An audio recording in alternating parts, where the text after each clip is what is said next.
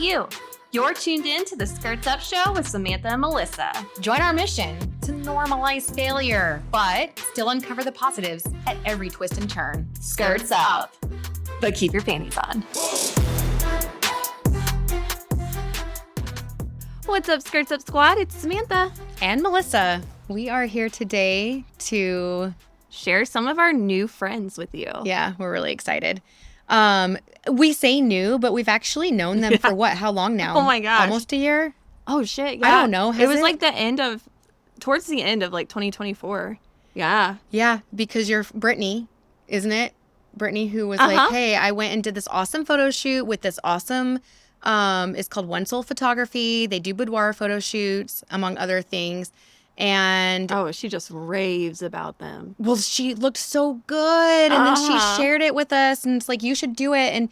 And then Sam, you were like, Melissa, whoa, power boost. Yeah, like because you had brilliant. done one once before, kind of. Yeah, not with them. Yeah, but yeah, I had done one kind of similar, like with Simon. We did a photo shoot together. That was a little spicy, risque. Yeah, wasn't a great experience. So I guess I was.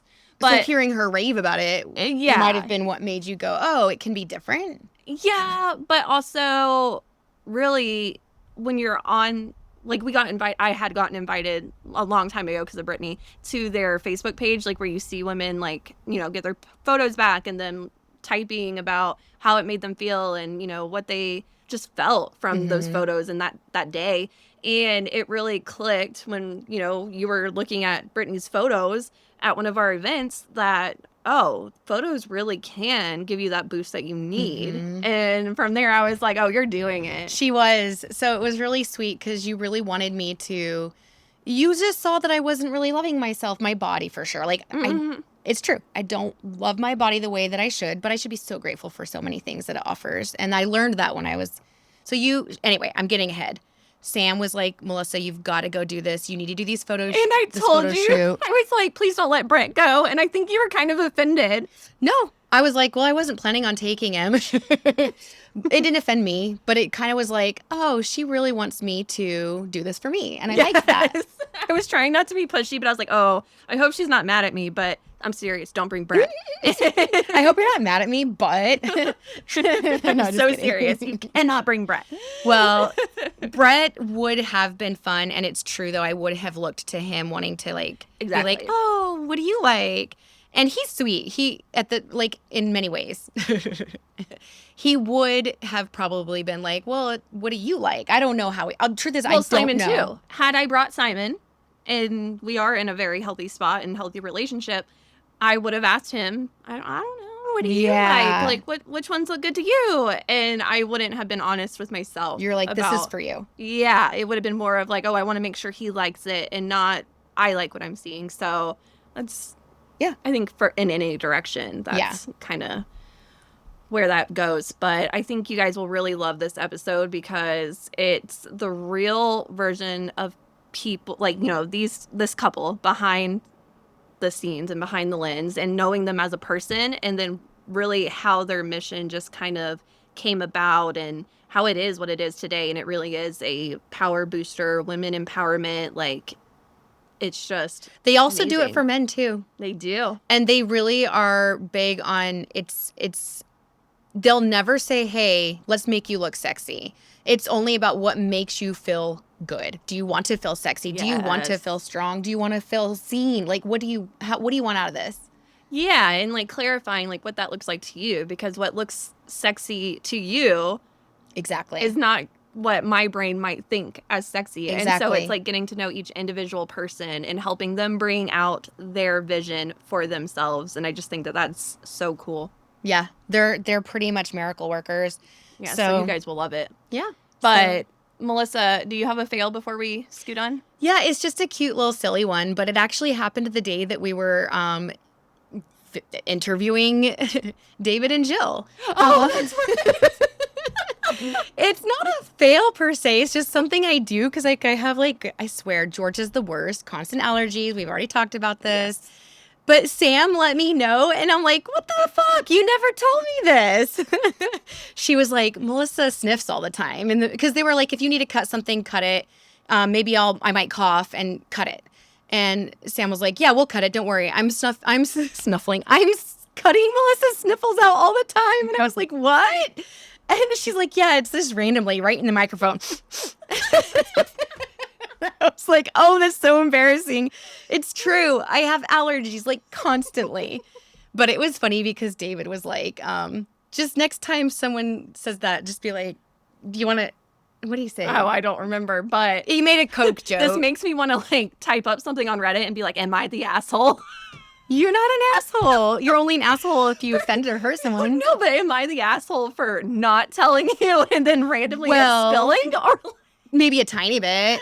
You could have probably told me like in the past so that you wouldn't have had to edit so much. You're an asshole to yourself.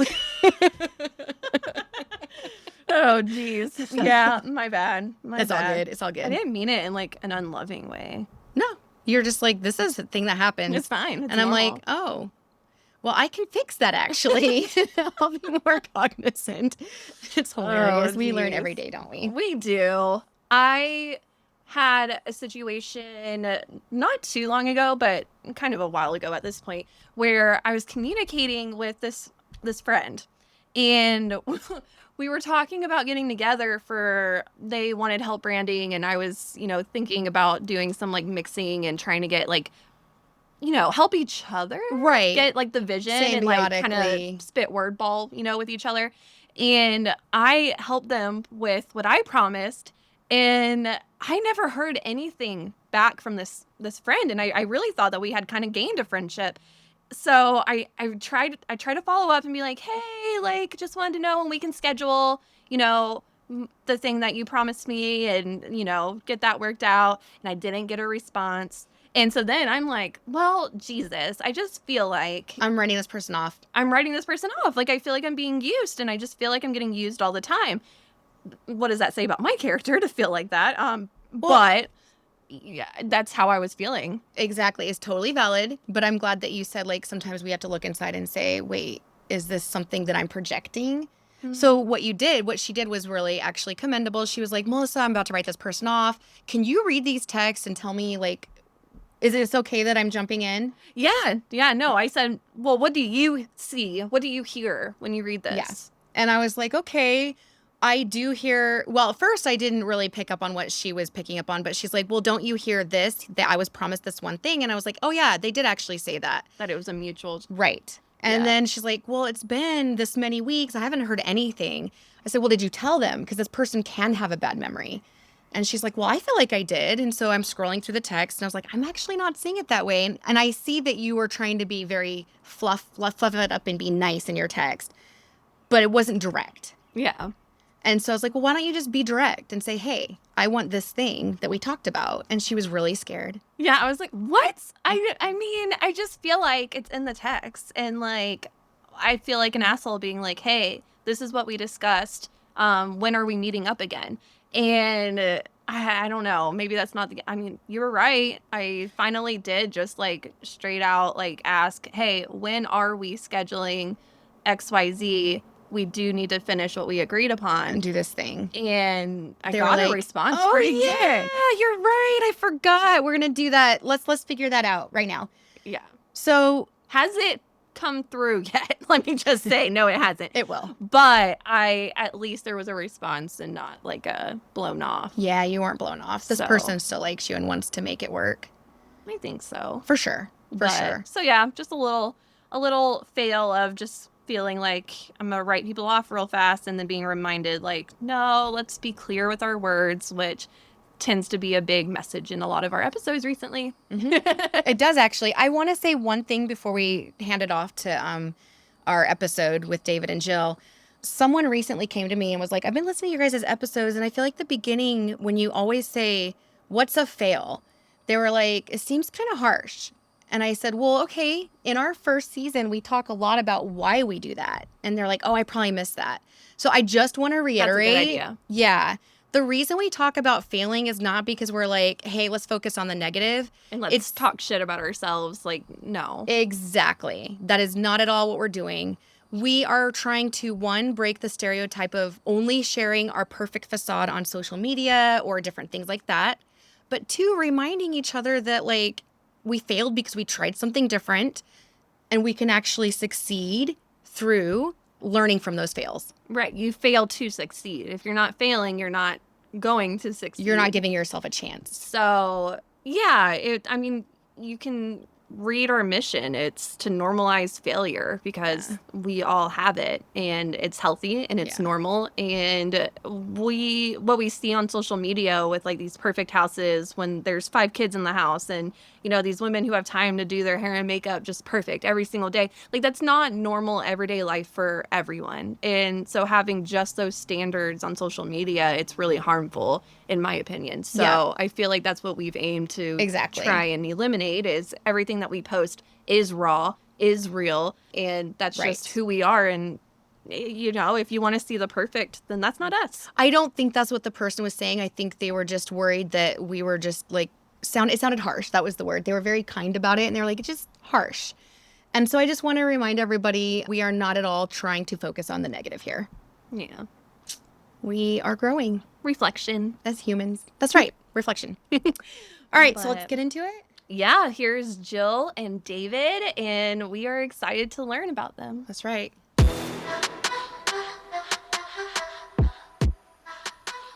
So this evening we are sitting here later than usual with Jill and David. So thank you guys for joining us today. Yes. We have been waiting for this for months. Yeah, thank you so much. Absolutely. Yeah, we're super excited. And thanks for coming to our studio. Absolutely. So wait, next time y'all are gonna have to come to us. I'm not going to make them do that. I will. I like it over here better. But I was going to say, just to kind of like catch everyone up and myself, because I don't really remember, how did it even come up? Oh, I know how we met, you guys. That's what I was going to tell everybody, our audience. Okay, one of Sam's friends had come over and done a boudoir shoot with you guys. And so... When did she tell you about that? Was that wasn't at the karaoke thing. That's not the first time you heard. No. Like... I don't remember when she told you. I don't know. But obviously she's told us multiple times. And so anyway, we heard about you guys. She was like, they are amazing. And then Sam had been to a boudoir shoot before. Kinda. Not like this. Not like this. Yeah. Not as awesome, I'm sure. I had never been. And I was just like, Sam was like, should we go and just kind of see what it's like and show the masses? And I was like, okay. And I was very nervous. Well, we keep talking about, you're always downing yourself. And we keep talking about like, oh, we should be positive about ourselves, positive. And then I was like, boudoir. Like Women empowerment. Exactly. So here we are. Hi, Jill. Hey, David. Hey, guys. Hey. Glad you're here. All right. Yeah, so tell us, like, how did you guys get into this? Tell us a little bit about your backstory. I guess it started when... How long do we have? No. Right? When I was born. I'm just kidding. Yeah, so literally it started a couple years after my ex bought me a birthday present.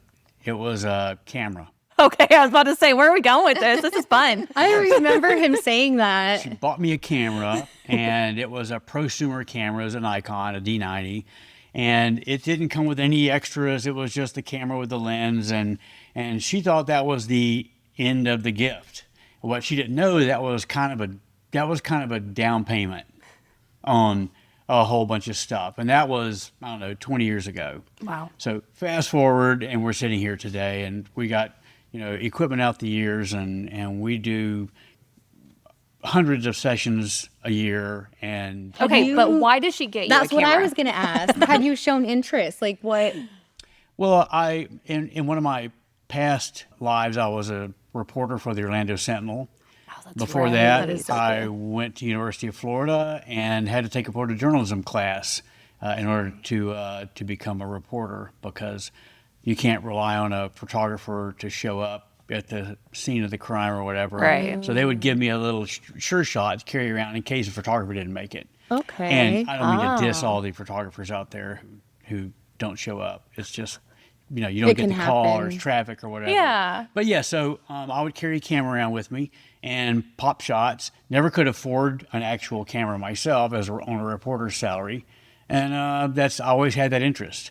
And I think that she knew that I had a photography bug in me, because if we went on vacation, we came back with all these photos that were like of, these angular photos of buildings Yes. and interesting Very light and dark artistic. and no pictures of us, in front of some important, Selfies. yeah. Yeah. So my travel photography sucked. And so that's where I guess my interest became apparent. So she bought me that camera. I started shooting architecture and Buckhead, bugs, animals. Then I started shooting homeless people in Midtown. Oh, wow. Which was really cool. Yeah. There's a lot of soul and a lot of history in the lines in someone's face. And then I decided I wanted more pieces of equipment. I kept, looking at to things, the- and everything was expensive for the camera. And after I bought a flash, I bought another lens, it became apparent to me that this was going to be an expensive hobby, and I'm a cheap person, and I can't just go out and just splurge on myself like that, which is something that we preach to a lot of our clients now about splurging on oneself. So I had to justify. You just weren't there yet. Wasn't there yet. Exactly. I had to justify being able to spend money on equipment, which means I had to make money with my camera. Okay. So how do you make money with your camera? You do some research and figure out what do people do to make money. Well, one they can become a commercial photographer, they can become a wedding photographer, and those are kind of the only two things that I could even think about. Maybe portrait photography. I'm not sure that even resonated with me. So I became a wedding photographer. A wannabe. In order to shoot weddings, you had to have pictures. You had to have pretty pictures of brides. I didn't have any brides. How am I going to get my first bride if I don't have any pictures of? All I have pictures of are old guys in parks in Midtown. It's that age-old story, like, you can't do anything with this unless you have experience, Yeah. but how do you get experience if nobody will hire you? That's exactly right. It's like with any big endeavor, you sit around and say, how are we going to tackle this thing? Well, first, you get some money. Yes. We don't know where to start. When you said that, yes, I'm having a hard time investing on myself, I have to make money. My next thought, my initial thought was, yeah, that's great. But now you have to invest in yourself again to actually teach yourself how to be well enough to make money. Yeah. That's exactly right. So my first endeavor was to go out and find someone to be a model for me. I bought a wedding dress off of davidsbridal.com for $300, did a shoot in it, boxed it back up, and returned it. And that's how I got my first bridal pictures. And I used those to get my first super cheap wedding. And I did that, and I learned right away that I didn't charge nearly enough for my time and all that. And so then you fast forward, it was just kind of Well, how'd they iterative look? process of getting skilled, getting a lot of people in front of the camera.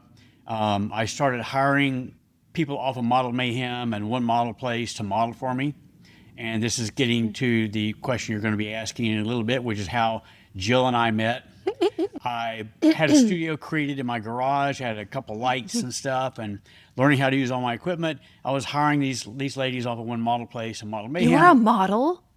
Yeah, so that's part of my story. That's right. When we Okay, get there. I'm about to David, I'm about to pause. Get there. Jill, Yes. what made you look into being a model? Yeah. So That's one thing. But also, is that part of your journey that led you here, I take it? So my background, I'm a licensed doctor of physical therapy. What? Yeah. So that's my background. And I was going to the gym. I was feeling good about myself. So I wanted to just dabble into editorial modeling and stuff like that. And then, so I put myself out onto Model Mayhem. And then that's where David had contacted me. So we did a session together. And I'm not good with stories, so here we are. No. Well, what were you thinking? How many different jobs had you been on before you met him?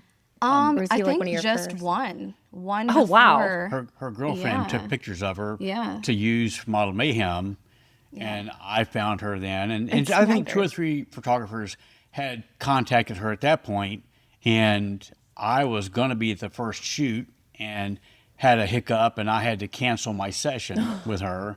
And a guy who later became a good friend of ours booked her and took her out. That's a whole wasp story to tell. Yeah. So yeah, I just was kind of just dabbling in front of the camera. while practicing with my license, and then I was just like, well, this is a lot of fun. And then David asked me to shoot a wedding with him, and I was just like, I really wanted to. Wait a minute. No. Oh yeah, I skipped a whole bunch, didn't I? Yeah. Yeah. Oh, okay. So And then our kid was 18 years old. Wait a second. Something's not making this is sense exactly here. how our story is. Like, I'll be like, hi and goodbye. David actually tells the story. No, this is so cute. He's Okay, Yeah. in that case, Jill, pause. David, go. Yeah. I was gonna be like, wait, just go back to the thing that David wanted you to say. But okay, David, go. Yeah. So I'm skipping about 200 shoots that I did in my garage with ladies off of Model Mayhem. Okay. In one model place. Because they And- don't matter. Jill is the one that does. Well, there's an interesting little footnote there. Okay. And I like to tell people occasionally that Jill was the last model I hired, and she was the first one that I kissed. Aww. And Here we are. No. That's right. Here we are. Yeah. She says. And so anyway, I hired her to do a specific shoot I had in my head. I used to be very methodical about my shoots. I had exactly the look in my mind that I wanted for whatever I was creating. I was not out here to serve a client. I was here to serve my vision. And I would sit in front of the computer with Excel up, and I would just visualize all these shots and the lighting and the outfit and all that stuff. And I would just make shot after shot in Excel. Strategic. And I'd print it all out, and I would go over the shot list with whoever and get them to get some pieces of wardrobe, whatever it was we were shooting in. So anyway, so that was my whole shtick. And I had pretty much polished that by the time I got Jill into the studio. And I had this one shoot in mind. It went really well. And Obviously. I'm kind of skipping over all the chemistry and all that, but we ended up shooting together over the course of a year. Okay. And in that course of a year, she wanted to get behind the camera and learn photography. And I remember with the time that she said, would you show me, I got this little Nikon consumer camera. Would you show me how to use this thing? I said, I'm really interested in knowing, rather than being in front of the camera, I wanted to start learning behind the camera. Yeah. And so I asked him, I said, would you show me how to use a camera? And not automatic, actually learning how to use Right. a camera. And he got so nervous. It was so cute. No. I like Jill's story. No, Jill. So we met at Roswell Mill. This is so fun. We met at Roswell Mill, and she had this little red Nikon, like a digital pop-up camera, point and shoot, and it had a few extra features in it. The only camera I had used that was a digital camera was my D90. I knew it really well. Okay. So we're sitting here on this bench, and she hands me this little red camera, and I know my camera really well, but I'm trying to figure out how to use it, while at the same time I'm thinking about how much I like her. That's adorable. And it reminds me of the story my son told me when he was in I don't know, middle school. He calls me up. He was living with his mom in Colorado. He calls me up and says, "Dad, I have a problem." I said, "What's your problem?" He goes, "Well, there's this girl. She's like my best friend. We've been together and we've been in school. We've been best friends since grade school, and I can't talk to her anymore." I said, "Why not?" He goes, "Because I think I like her." That's cute. And he just he had known her. He had played ball with her and going walks and hanging out and watching TV together. And one day something snapped. And he was connected to her, and now he had lost all his words. He didn't know what to say to her. So anyway, So you also couldn't figure out and the that camera. that was Yes. kind of what had I happened don't here. think I and learned anything that day, but it was a lot of fun. Yeah, I was nervous as a cat. I'm Did holding. you learn that he liked you? When did you Well, we- pick that up on was that? sort of- Started having just this mutual connection. Yeah, it just, there was no I think we're going on a date. It was just kind of just things just started happening. I want to be Couple with little this things, person. It was couple a very little things. beautiful, very romantic. for all you romantics. Okay. Yes. So when Jill arrived for the very first shoot at my house, she pulled in the driveway. I went out there to meet her, and I'm a hugger, so we hugged. As I am. Yeah. We hugged for about I don't know, 3 seconds too long. And that was it. The first time you met? Interesting. And neither one I mean, pulled we had away. already communicated a fair amount talking about the shoot that we're going to do. So we met, sort of felt like we knew each other a bit. So we hugged, and it was just a little bit of an extended hug. And that was just kind of, right away, my ears kind of got a little warm. Yeah. And then we go to walk in the house, and I had steps coming up the house. And I'm a gentleman, and as she was going up the steps, I put my hand in the small of her back as she was going up the stairs. Right. And that ruined me. It got me. That's what she remembered. That's the one thing I really remember. And then we're sitting in front of the computer He's such a gentleman screen. about like pulling the doors open and just guiding and yeah. So you don't find that very often. Yeah. And it's like just sitting in front of the computer screen, talking about what we're going to do and thinking about the shoot and everything, and just being that close. You know, I think all the little bells and whistles kind of were ringing. You were Twitter-pated. Yeah.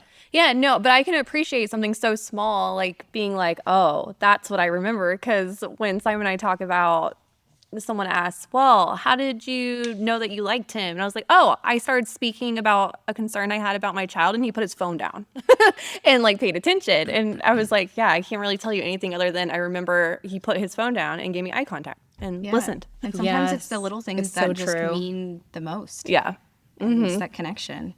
But So you guys start shooting together. He teaches you how to use the camera.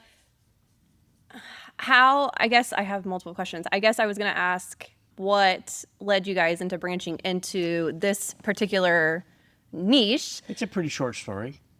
Okay. Yeah. So we traveled around the Southeast quite a bit shooting Jill, and she was also learning photography as we went. And she was learning photography fast enough that I asked her if she wanted to. Had you shot Al at that point yet? yeah. Yeah. So I just sort of dropped a shoot in her. We had a That was our gym fitness. trainer. We had a personal trainer that we both used at the gym that we both went to, and she wanted to practice on him, and he was looking for some pro shots, branding.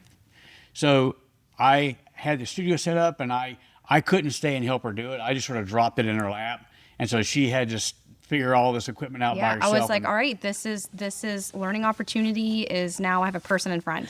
And he's very kind. This is his first time in front of the camera as well. And he knew that this was my first time, like an actual session. But that was my first time shooting one person in a studio. But David had asked me. Well, so it was after that, I asked Jill, because she had actually done quite well. It was a really great shoot, actually. Did you say accidentally did quite well? Actually. Oh, Actually, I was like, which is also a little funny because it's like, actually, I was shocked how well she'd. No, just kidding. That's my lazy tongue. Actually, she did. She did quite I well. I was shocked because And- working with studio light. And, all new. and I will Yeah. say that knowing how little you know when you start out like that, it is accidental. That makes Yeah. sense. That the light, makes that even got a shot that was cool, and then you're like, okay, how the hell did I create that? And then it's backing into it all and trying. If you try to recreate it, that's when you figure out how little you know. Got Because you don't know how to do it again. That makes sense. That does. But anyway, but she was very voracious about learning, and she had just an amazing appetite for learning. And I could say something once, and I'm used to having to repeat myself, and she would be impatient because if I tried to say it again, because she had already heard that, and she had already moved on. She was already processed that and was already applying that to the next thing that she was trying to figure Awesome. out. And so I asked her if she wanted to shoot a wedding with me. Were you taking classes from anybody else or any other way? Okay. No, she's a super fast learner. She's smart. Yeah, and she doesn't say what she's learned, so I never know if she already knows something. So I find myself saying a lot of Sneaky. unnecessary things. But yeah, so I asked her if she wanted to shoot a wedding with me. I was shooting weddings pretty regularly at the time, and I had several second shooters that I would bring with me, and they're all sort of like not really heavily committed to the enterprise at all. They were just kind of there for $50 or whatever. Sure. And I asked Jill if she'd like to shoot this wedding with me, and she's like, oh no, I just want to do this for fun. Well, I convinced her to shoot a wedding with me in Rome, Georgia. We went there, and she literally Fell in love. fell in love. Yeah. I was like, oh my gosh, what am I going to do? Now I'm doing physical therapy You're like, and I photography. have a career. Okay, did you fall in love with the wedding scene in general, or like figuring out I the? specifically loved doing details of the wedding. And then the happiness and the candids of like the grandparents holding hands. Oh, wow. And so that's the stuff that I really liked. And then it got to, you know, the bride being super happy. And I love doing just like the bride portraits. It's being in the moment, but you're also apart from the moment, and you've got this piece of equipment in your hands that you have to be responsive with. Like, right, you just get one chance to get a shot. Yeah. And to keep that in mind while you're saying, "Oh my God, she's so lovely.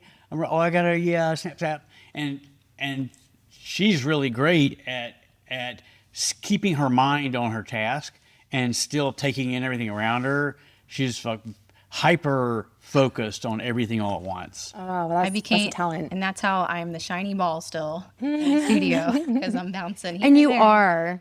You really are. And also, okay, so just to fast forward a little bit to with your shoot with me, I remember, David, you have like all these artistic things going on and you have beautiful shots. And then you just say, okay, Jill, go have a minute. And you just go in there and you kind of like feel it out.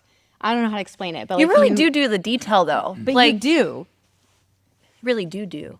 Okay. No, we don't do the doo-doo here. That's kind of gross. But you like what people will notice when they come in, what y'all will notice like when they come in is that it's always Jill's the butt person, and like that's a detail. That's a specific True. detail of the body. So True. I like to take the detail, like the closer up shots with, you know, the curvature of the woman, or let it be the bust or the booty, or the hand running down, you know, your neck, or your ring by your face.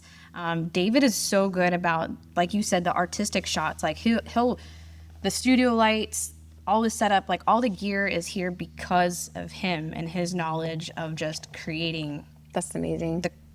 just craziness. So yeah. and again, you self-taught, self-looked up, taught. You didn't take a course, take a class. We didn't go to college or anything for photography. I mean, I took a class in college, one semester. It was Gotcha. It was a photojournalism class, which is completely different from this. It's natural light. It's getting pictures of, you know, whatever. In the moment. In the moment. Yeah. So but being in a studio and learning the light, like, you know, with studio lights and, you know, working on a camera that's not automatic and making sure all your settings are how you want your portrait to be. But there's always learning. So even though we know what we're doing right now, I mean, no matter what career you're in, you should never stop learning what you're doing. Right. Like that. Yeah, and it's just so important, and it's fun. And it's fun to like learn new things, to create new art with women that come through here. Because I mean, as you know, compared to your session, both of them were different. Yes. You know? Different Very moods. true. Yeah. So what made you guys go, we're done with weddings, now let's do the more sexy photos? Ooh, I also have one more question that's an in-between one. How long did you start after you started that first wedding? I'm guessing you started working together. How long did you work together before you then also decided to like? So we shot that first wedding, and we were on the road to another wedding. I was doing about 25 weddings a year. Okay. It's a good when amount. Jill and I were kind of in the middle of things. And when she could go, when she could shoot a wedding, she would come help. She was really interested in shooting weddings that were away games, where we got to go somewhere. it's fun. I like to interesting. travel. Me too. Yeah. You know? I would too. Yeah, and so we were, I don't know how many weddings we had behind us at this point. It wasn't very many, a handful. Okay. And we're on the road to Asheville, North Carolina to shoot a wedding. And I'm in the moment, and I'm already thinking, you know, 6 months down the road, a year down the road. I'm always like out in the future somewhere in my head. And I am a planner. Yeah, probably intensely so. Okay. Now that you mention it, but so I'm thinking, and I knew early on when I asked her to shoot a first wedding with me that she had something, and I was nurturing that as much as I could and pushing her along even faster than she wanted to go. Sometimes I feel like, but we're on the road. At this point, we were pretty much an item. We're on the road to Asheville to shoot a wedding. And I said, well, so would you want to be my partner in photography? And she was like, okay. But she didn't say this. I just assumed that she wouldn't want to be a creative working under the brand David Scruggs Photography. Right. I wouldn't want that You if see I it was correctly. another person. It makes sense. Yeah, that's actually really thoughtful of you It would need to be something that realize where that. she would feel like she had skin in the game. She owned it as well. And my thought was that, so if we could create something together that would survive, for decades, then it would be something that she could wrap her head around and wrap her heart around and be immersed in. It would be hers. And so we were trying to think of names, and we're playing around with names, and turn on the radio. It was Amazon Prime or whatever we were listening to, and Jack Johnson, a Jack Johnson song came on, Angel. Oh, and yeah. lyrics in the song, We Share the Same Soul, oh, oh, oh, oh, and started playing with We Share the Same Soul, one soul. That's like two that's hearts. it. That's Two it. hearts, one soul. And I so, like that. and that's where the whole one soul came So from. 2018 Okay. is where we got One Soul Photography. So Okay. the One Soul is us together. So two hearts, one soul And we together. incorporated is that. our- Yep. Wonderful. Yeah. And we paid a guy overseas to make us a logo that's got the two hearts on the ends. Cool. Now there's some guy in India who's hijacked our logo and used it. And Are you there's serious? Nothing you can do about it. They're on Instagram. So I go find them on Instagram and I say, this is not a one soul, blah, blah, blah. Oh my gosh. 2018 I wouldn't be able to let is- that go either. 2018 is One Soul Photography. And then 2019 is when we started One Soul Boudoir. Okay, that's where. Yeah, kind of. I forget when in 2019. Did you guys get that? He just talked a whole bunch, and I was like, these are the dates. No. Yes, the details. Yeah, punchline. I go She's a punchline straight girl. to it. Boom. I like it. But yeah, so along the way when we did weddings, we were still doing boudoir for like the brides and such. Oh, okay. And Is this like day of, or like just like they would book you for no. before Like- the wedding? Like, let's do something for the but groom. It would be before, so they would hire us prior. We would do their Okay. session, and then they would have like an album to give to their spouse. Okay, that's really cool. It's a service that we would offer, just more stuff to offer as a gift for the Smart. for their partner. Yeah. Just trying we- to market your services in more ways. Yeah, we shot a wedding in Jamaica. We were actually second shooters for a guy that I knew who was shooting weddings in Jamaica, and Jill wanted to go overseas to shoot. She wanted to do destination weddings, so I contacted him. I said, "Do you need a second shooter?" And he was like, "Well, I guess I could use one on this date." And he's like, "I can't pay much."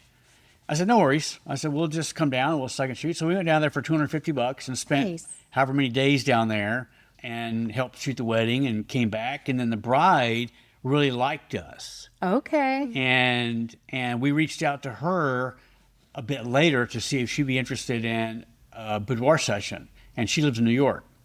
So we ended up organizing a boudoir session at the Latte Palace, New York, over New Year's weekend in, I don't know what year that was. But yes, shot a boudoir session there. That was fun. Okay. As a post-wedding gift. Yeah. So as we're doing boudoir and weddings, I was just like, oh, I just love, just how do I want to say this? Like when a woman is like, oh, I'm doing this for my spouse, but when they see their photos and they're like, oh my gosh, this is me. Oh my gosh, I'm so beautiful. And oh my gosh. And they realize that they're actually doing it for themselves, but it's then a gift. But that first thing of when a woman is like, oh my, I've never felt like or seen myself that like way. that. It's so powerful. You just gave me chills because I feel that from you, that you love the empowerment Yeah. of all of this Yeah. for the women and making the people around you build them up. Yeah. And I feel it and I see it and I felt that way. So thank you. You're welcome. But yeah, so I was just like, I love doing this. How can we do more of this and less weddings? And that was the hardest part until COVID hit. And COVID hit and weddings stopped. So we were 100% in for boudoir. we had already Interesting. started shooting. That might have been the fast story, but No, this No, is good. no, that's Yes, perfect. we'd tell. we'd already started shooting boudoir more regularly at home.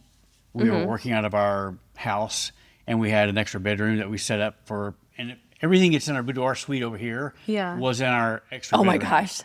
And can you imagine? and and so we were shooting a lot of boudoir. I think I think the first year that we really tried to do boudoir, we did like 38 sessions that year, on top of, I don't know, a couple dozen weddings.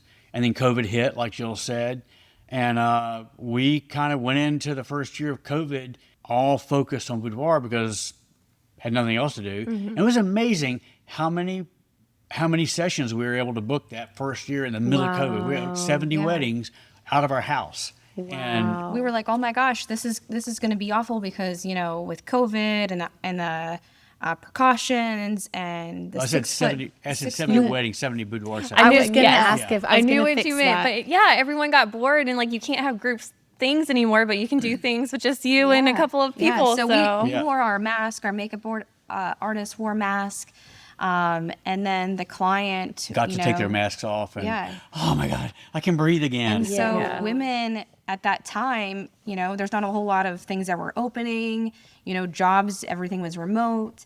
So women really needed to get out of the house. Yeah. And if you think that we need to express ourselves in a regular everyday, yeah, we sure did then. yeah. Yeah. So we were If you 100% weren't in a mom cage pre-COVID, during COVID, you had like just no way out. Sam.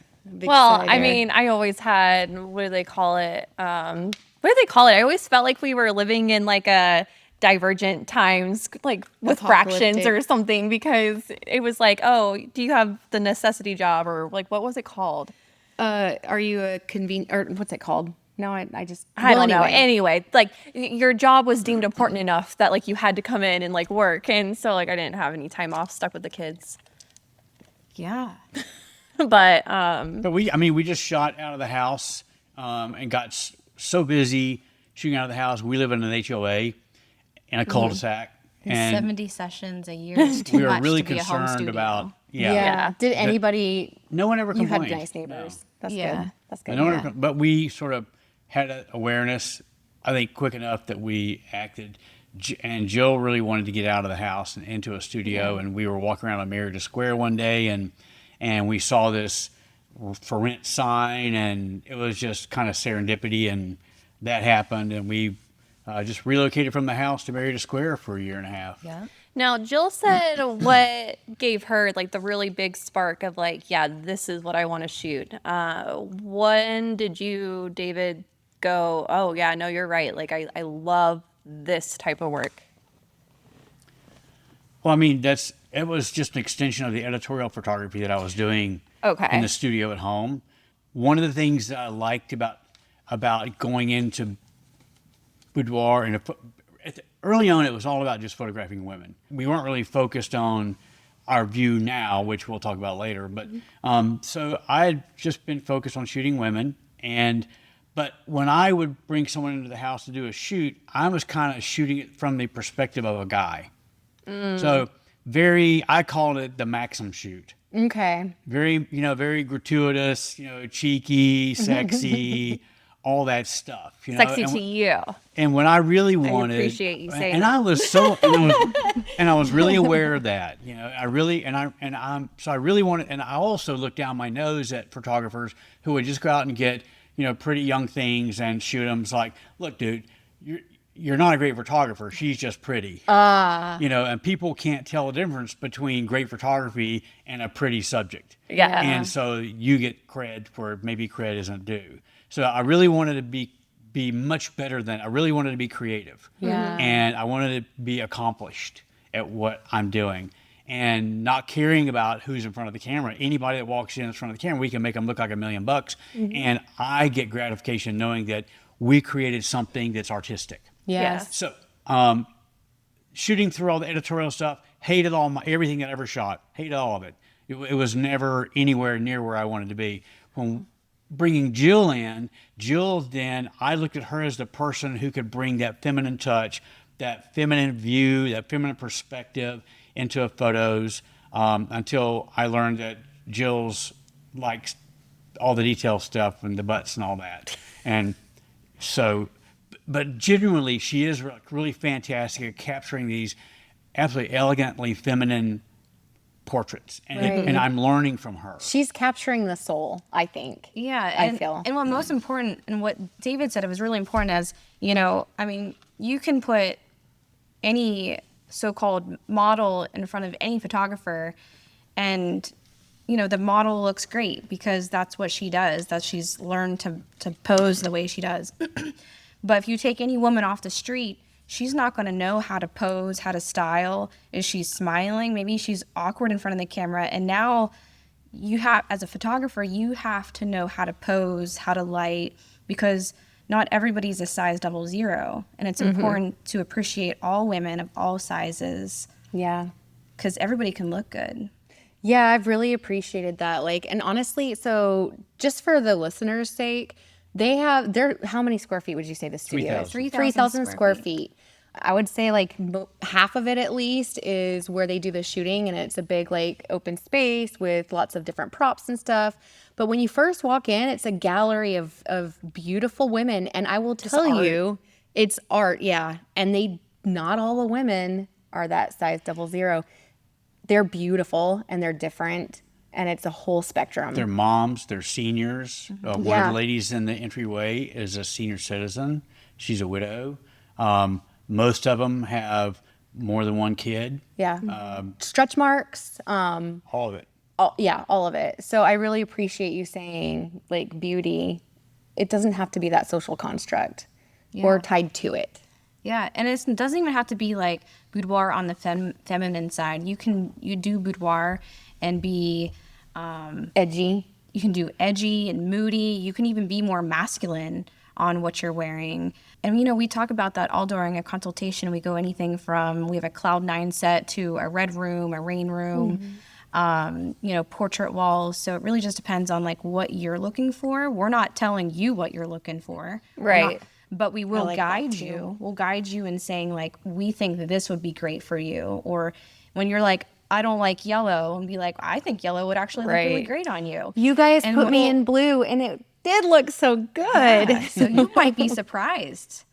David, how did you get out of that mindset? I really appreciate that you were like able to be aware of, I was shooting for like my own, like what I thought was beautiful or ideal.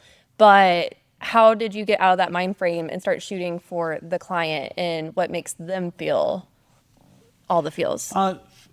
Probably it's through, it's a seismic shift that happens. It's like an earthquake in my journey, and the tectonic plates move really, dramatically, and things get hurt and all that. And my first challenge was to figure out how to use lighting and all that stuff. I had a client in front of me. It was one of my daughter's best friends, and she had her in studio standing in front of me, and I'm sitting here trying to figure out my camera. And this is leading up to the answer to your question, by the way. And I'm snapping, trying to figure out how to use my stupid camera and how to try to get these lights and the camera to give me the image that I've got in my head, and it's not working. And I'm getting frustrated. And after she was standing there for 15 or 20 minutes, she finally says, "What am I supposed to do?" And my ears got hot, my face turned red, and I said, "I will never let this happen to me again." Is this before weddings or after weddings? This is before. This is early, right? I was shooting a wedding here and there. Okay. So fast forward a bit, I've shot quite a few weddings. I'm working more editorial, trying to just learn more about lighting and all that. And I had a client, a bridal client, who came in, and she was a plus size woman, and she wanted a boudoir session. And I had never worked with a plus size woman. And I literally did not know what to do. I was nervous. I was scared. I didn't want to hurt her feelings. I just knew I was going to screw this up. And what I ended up shooting was a bunch of headshots. Oh, no. Because I didn't know what to do with her curves. I didn't know how to pose them. And I thought, oh my God, I felt about this big, and I'm doing little fingers together for the radio listeners. right. And I said I'm never going to let that happen to me again, and I'm never going to do that to you. And I set out to learn how to pose people who are curvy and who are tall and skinny and who don't have any curves. And Had you, okay, this is me wondering, did you ever get the chance to shoot with her again? no. No, and that's the sad thing is, and I practice on a lot of people. One of the ladies that we've used for hairstyling here a bit, she moved to Atlanta, and I found her on Model Mayhem and got her to model for me. And then you fast forward years later, 10 years, 15 years later, she's big in the art community. Her name's Serpentine. Mm-hmm. She's on Facebook. She's got all this Okay. fantastic cosplay stuff, and she's big in the cosplay community. And so she's someone that I did get to come back and shoot again. Okay. Because she was working with me and Jill, and I got her to model for a concept that we had. Yeah. But generally speaking, no. You learn a lesson, and So we have what brought you guys into photography and what brought you guys together and how One Soul was created. What really fueled, it's really obvious when you come in and meet you guys and you do the intake that this is personal. This isn't just a photo shoot. Right. What brought that concept to where now it's not just photos and it's not just shooting beauty. This is soul, soul work. Yeah, it's a great question. It's a lot more than just photography. It's a lot more than just taking sexy pictures. I have to throw out one thing. Correct me if I'm wrong, but I feel like you had that in you all along. Just being able to see that. Yeah, I don't think I ever go into a shoot and being like, yes, we're gonna get sexy pictures. That's never on my mind. Yeah. That we're gonna get that. We're gonna get that moody sexiness, that beautiful, whatever that you're trying to pull. But for me, it's so much deeper as far as I just know that you're going to be surprised. And we like to say you are never going to be prepared for what we show you. Mm-hmm. And we tell everybody that because no matter if you even if you're coming in confident and being like, I know I'm sexy, when you see your photos, you're going to be like, oh my God, that's me, and when you see yourself in that reveal room for the first time, it just is you're either speechless, grabbing a tissue, or you're just laughing. oh my God, yeah, it's shock, just a right? moment. And that's was the me. moment that what I love.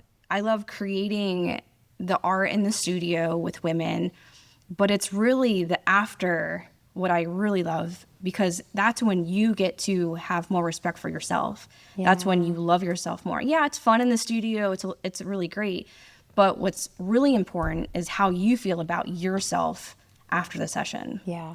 So is after seeing reactions several times, is that when you're like, whoa, well, what's the story behind these emotions? When did that come in? Because you guys ask, what does your past look like? What kind of struggles have you had? They have. I'll just say for those who don't know, they have a really good intake system where you come in and they want to know what are the things that you have struggled with, what are the things that you like about yourself, what are the things you have a hard time looking at in the mirror or that you like to look at. So you have a really good intake system. Is that what kind of you're wondering? Yeah, they how ask did that you. get developed? They ask you your story, and so then it's not just oh, you just booked us to take photos. They're actually caring about, well, Who are you? Yeah, So- we want to know the backstory of why you're here. And even if it's maybe you went through a divorce and you need this for that personal Confidence. pick-me-up, that confidence. If you're here to do something for your spouse because there's an anniversary, if you're here maybe because you are doing a pre and post because you're going through breast cancer and you have breasts now and you're not going to in a month. There's, oh my gosh, I'm getting Yeah. but everyone has a story. And like you said, we're not here just to take pictures, we want to know why, because we want to get to know you as a personal level to create that art with you. It's so much more than just taking pictures. So yeah, I think it's all this, and I know what you're trying to get at. How did we go from being for me, a guy with a camera, to someone who cared about the people. No. Okay, I'm not. No. To be clear, that is not. I mean, a little bit. I mean, no, but anyone can be a photographer, and anyone can be like, "Hey, okay, you hired me. Here's a contract. All right, let's take pictures." But you guys sit us on the couch, and It's deeper. It is. so how do you get from it's the unique. Okay, you I use the will word say, contract. I So think- how do you get from the contract to the emotion to Yeah. the underlying need to Totally. the therapeutic aspect? Yes, because part of it? obviously it wasn't just overnight where you're like, "Oh, we're gonna have a boudoir studio, and I want to know your whole life story." So like here- it, so it built. There's Yeah. so practically speaking, the way it happened was we're sitting around wanting to get business, right? We're wanting to get more sessions. How do we get more sessions? We hired a guy who could help us do some marketing on Facebook to attract a lot of business. And so through this model that he presented to us, that put us we did a promotion. And part of the promotion, the entrants had to complete a questionnaire and talk about themselves. This may sound familiar. Yep. And we were stunned at how open everybody was with the questionnaire that we provided. Oh. And then we followed that questionnaire with a 15-minute phone interview. And then all the serious people that were genuine about wanting to win, and blah, blah, blah, they go into a pot and we pull winners out, and then there we go, when we have sessions. And you still do that today. And we do still that do it today. From that, when we initially did that promotion years ago, and we continue to do that, is because we get to know the women by those 4 simple questions. And you wouldn't believe, like, it's like they haven't talked to someone and they're opening up to us and they've never met us before. And they're telling us their story and hoping that they can just get some light and someone to listen to seen. them. Yes, to be seen. Yeah, I can't tell you. I was so shocked, and I was like, "Why am I crying?" Like when you guys asked, and it's like, I don't know why I'm crying, but it's because did I just tell you guys that? I haven't told anyone that. Okay, that's interesting. And the thing is that we listen, and you don't just answer the questions and they just go off to nowhere. We get those, and we actually talk to you, and we get to know you on a personal level. You may never have done a session with us. We've talked to hundreds of ladies that have still not done sessions with us, and that's not the point. Obviously, we're a business, but the point is for them to be seen, to be heard, that we appreciate them taking the time to want to be self-respected. And when they come into the studio for their session, all that lead up is present. Even ladies that come to us not through a promotion but just find us, or they're referred by a friend, we still go through this whole getting to know you. So what's your why? Why are you here today? I wanted to bring that up. What are you looking for? We've got this one slide in our deck that's just got a bunch of words. It's got, it's got confident, sexy, edgy, so on and so forth. And we ask you to choose which of these words resonate with you when you think about the way you want to feel after your session, and what do you want your portraits to communicate. Yeah. And so, and that kind of gets into what's going on under the hood. Not just, I just wanted to take some sexy pictures for my special someone. Right. Yeah. Well, how does that make you feel? Like, I know that I felt really awkward maybe looking at those words, because I was like, okay, never do I look at myself and be like, oh, okay, be sexy, and then like be sexy. And so I'm picking out playful, I'm picking out cute, I'm picking out like, just fun, but you guys were still able to make it into something that did have a sex appeal to it. I mean, and it wasn't, maybe it wasn't intentional, but I think that's the point, is to make you see yourself in a different way. It depends on how, if that slide, for instance, is the only thing that we are getting data from when you walk in, Jill and I are still going to, during hair and makeup, we're gonna dig in a little bit more and ask more questions. That's true, you do. Just recently had someone in for hair and makeup, and I had read all of her stuff on the consultation deck that Kelsey had pulled together, and I'm reading through the consultation thing, and I'm like, okay, so one of the words is sexy, that she wanted to feel sexy, and that's not, I don't think that's one of the reports on the screen, but it's I think like, it is. Yeah, it Is I think it? it Okay. is. Anyway, so I said, so I asked her, I said, so what does sexy mean to you? And man, she just started talking, and it was so illuminating to hear what her idea of sexy was and why she wanted to feel sexy, because she doesn't feel that way, and she's got like this divided life, and she's expected to be this, and she never gets to experience and explore that. Right. And that's what sexy meant to her, was just this hidden whole thing. And so that really informs us when we get ready to come out here in the set space and shoot. Yeah, Yeah, because I do think that it means so many different it things. does. So we dig Right. dig a little deeper. If you choose that word, we're still going to ask questions about what does sexy mean to you. It could be that cute, playful side, sexy, or it could be that, naughty red room, Right. 50 Shades sexy. Yep. And we know about you. We ask about your home life. We ask, are you happy? Are you? Does your work is your work fulfilling, or is it draining? Your significant other, if you got one at home, do they like what they do? Or is it draining for them? Fulfilling? How does that affect I your feel like relationship? you guys ask if there was anything traumatic because you want to make sure you don't do anything triggering. Like if someone lived a sexually abusive life, I think that you guys aren't going to push like, oh, let's do body skate because we think that you'd look really good. Like you guys kind of feel that out, and you don't want to push anyone to do something. Yeah, we like to know the backstory of if there's any traumas or something that, because obviously we don't want to be doing something that, we want you to have a good experience. So we don't want to pull anything from wardrobe or, provide any sets that might not be a good experience. Yeah. So let's just to dig into that a little bit. If we have a client who has an assault in their past, who anything remotely related to that, if it doesn't come up, it will before the shoot's over, and it will be a safe conversation, and generally there's not any tears when we discuss it. Yeah. And it's just a kind of because we're a super safe space here. You can come in here with whatever you think might be, you're afraid that the world will think your idea or your desire or your need or your phobia is crazy. Not here.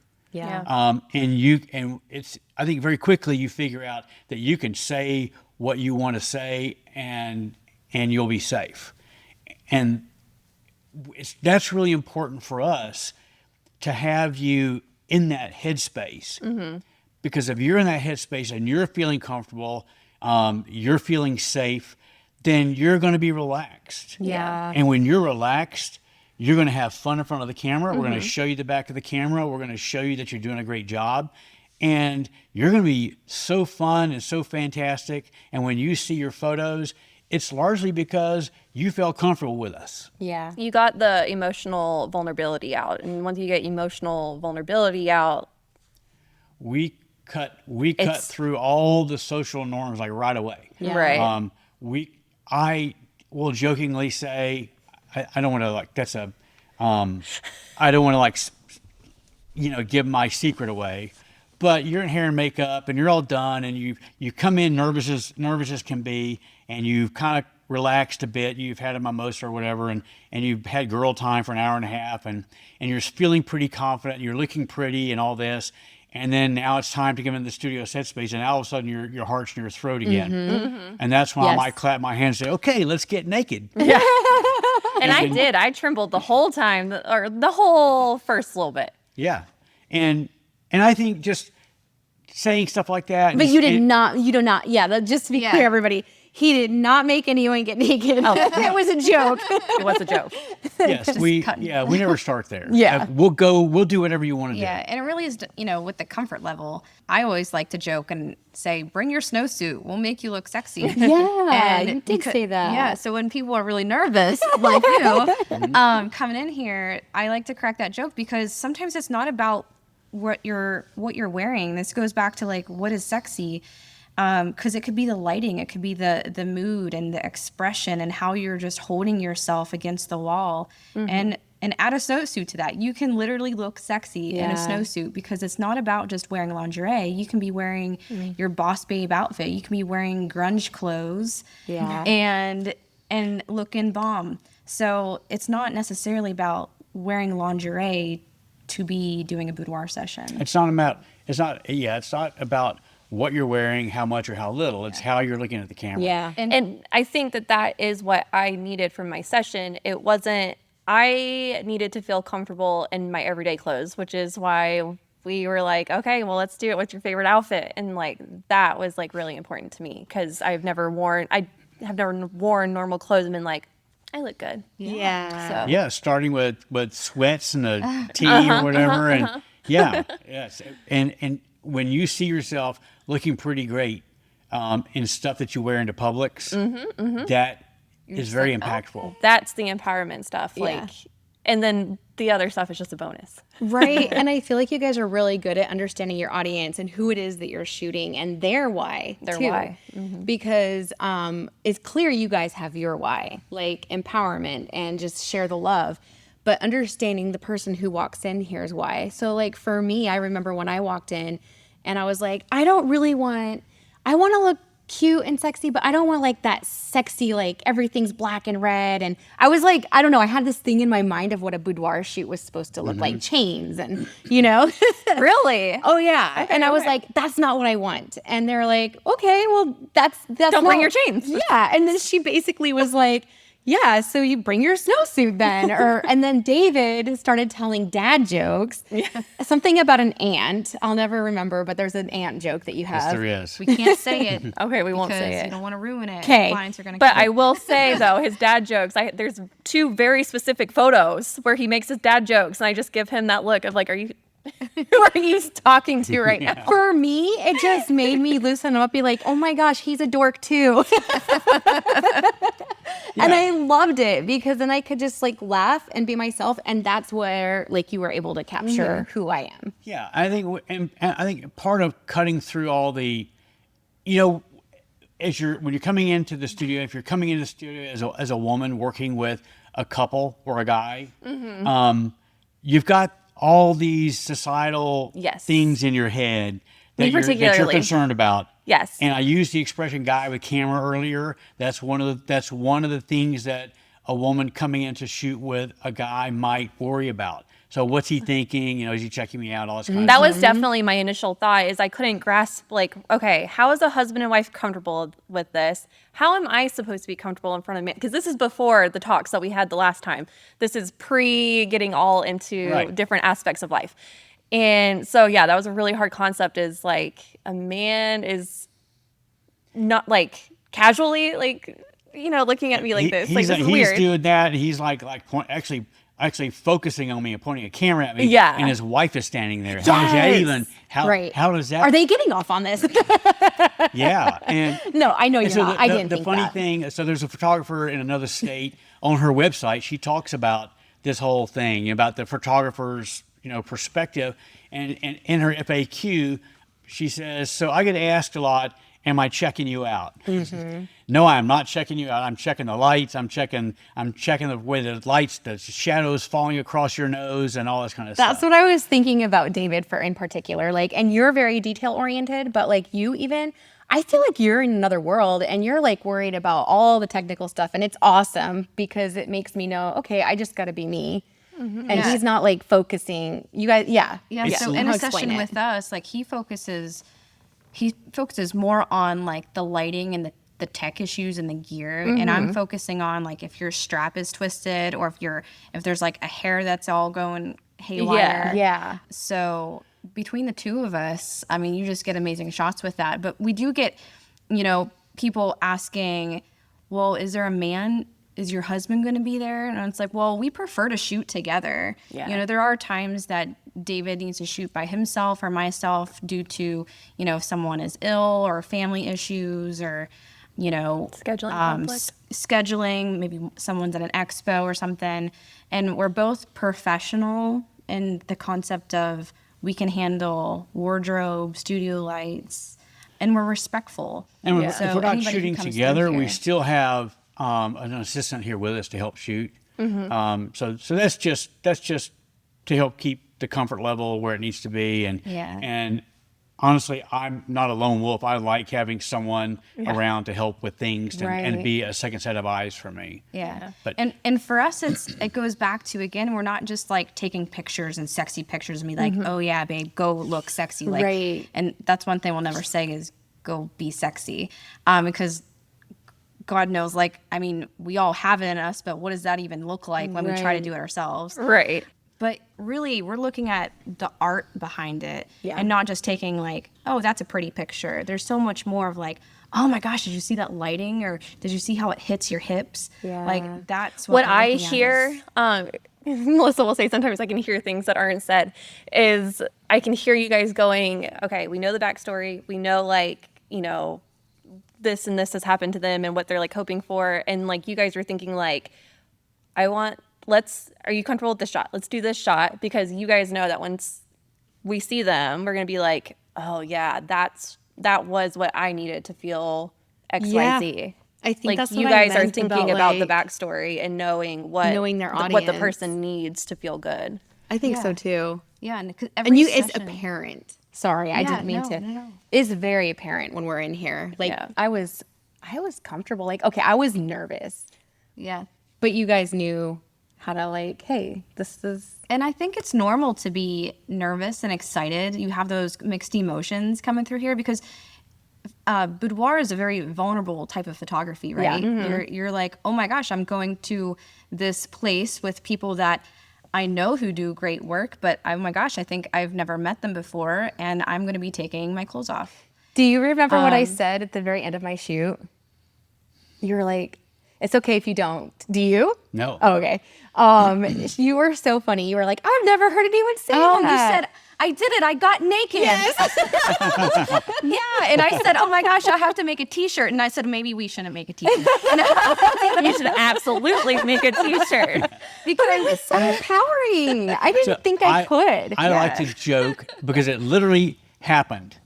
So I'm like, I'm in my own little world, and you can come here and be, free as a bird and run around the place naked. And I'm busy doing my thing. And I'm like thinking about the next shot and thinking about how I'm going to light it and thinking about what we're going to be covering so that it's not like all out there and all that. So I'm trying to create something that you would hopefully see in the Uffizi gallery one day. Tasteful and beautiful. And Jill is always aware of propriety and she's always worrying about, she's a pleaser. And so we had this one client, she came in nervous, and I don't know, within a half an hour or so, she's running around the studio naked. And Jill's literally running after her with no, it was not. But Jill's literally running after her with a robe saying, here, put this on. And that's really what it's like. You get here and you just get so comfortable, you lose yourself, and that's what we want. We want you to come here and just feel free to be you. And I love that Jill was following her with the robe and not judgmental in any way. It was just, here, let me take care of you. Yeah. Exactly. Because you forgot. And there are times, like you have your own changing room and we'll say, like, hey, are you dressed? And some ladies are like, no, come on in. And I'm just like, oh, I'll just wait a minute. And they're like, oh no, come on. And everyone is different. We give the privacy and, the modesty. You can be as modest and conservative with wearing turtlenecks if you want to, and that's up to you. We're not like you have to do A, B, or C. You need to see choose. cleavage or Like you feel it out. I remember you guys were telling me, stop it with the cleavage. we're worried. You guys, I can't remember what you said, but something like, okay, let's just get a normal shot of you smiling. Like, and you guys kept telling me to stop smiling. I was like, but wait. I was pushing my boobs up. All right. I have a closing question. Okay. Yeah. Who are we talking to who are we speaking to who's listening to this episode? Like, who are you talking to saying, like, this is for you. This is what you need to hear and come meet us? Oh, that's easy. It's everybody. Yeah. So men, women, couples, same sex, anybody, whoever wants to be in front of the camera to see themselves in a whole different light, we're for you. And I will say that And to use the phrase in front of the camera, not a lot of people want to be in front of the camera.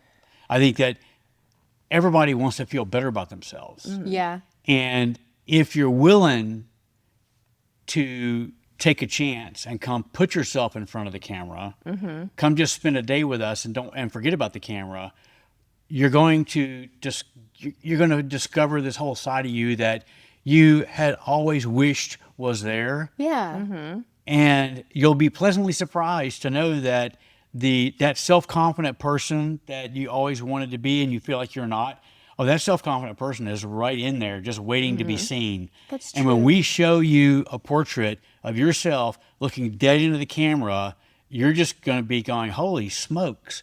And we like to say that people leave here wondering where the red carpet is. And Jill and I, we joked about that for long enough that we actually bought a red carpet, but then we got it really dirty and we tossed it. Oh, no. We get another one. Yeah. But yeah. And that just goes back to the point that every person, when you see your photos, you're never going to be prepared for what we show you. Yeah. That's honestly a perfect note to end on because, David, what did you say? Everyone just wants to be seen. Is that what I heard? Mm-hmm. And I feel like that's a big topic of what you guys are going to be hearing in May. And that's just a really big subject of what this season is about. It's true. Ways to be seen and ways to feel comfortable. And ways to like even see yourself in a weird way, if I can say it that way. Weird way. Not see yourself in a weird way. Okay, we need like punctuation in there. I meant in a weird way. It's almost as if we're saying, see yourself. There we go. Yeah, I was like, no, we're not being weird. Cut that. No, but yes. Any final words? No, we thank you guys for coming to our studio. Yeah. And I think we covered everything that's important. You know, that boudoir is really all about discovering who you are and celebrating who you are. Yeah. And taking a chance with yourself and seeing that you really are a beautiful soul and you got your own kind of beauty. Yeah. Thank you. Yeah. One soul. One soul. So ladies, take a chance on yourselves. Did you like the episode that you heard today? Great. Share it with a friend and don't forget to rate and review.